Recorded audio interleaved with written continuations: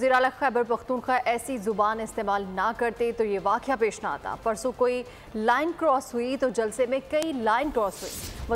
وزیر دفاع خواجہ آصف کا قومی اسمبلی میں اظہار خیال، کہا سیاست ضرور کریں مگر ریڈ لائن کراس نہ کریں۔ کوئی شک نہیں نقاب پوش لوگوں کا ہمیں نشانہ بنانا شرمناک ہے۔ ایک شخص گالی دے کر ریاست کو چیلنج کر کے چلا جاتا ہے، کوئی اس کی بھی مذمت کرے۔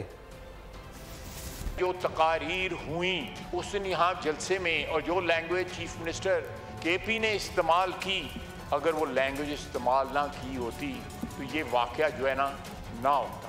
لیکن جب آپ حدود کراس کرتے ہیں، آپ جب فیڈریشن کو چیلنج کرتے ہیں، یہ اس قسم کی باتیں جو ہیں یہ خودکشی کے مترادف ہیں۔ اگر پرسوں رات جو ہے اس میں کوئی لائنیں کراس ہوئیں، کوئی لائن کراس ہوئی تو اس دن جلسے کے اندر تو کئی لائنیں کراس ہو گئیں۔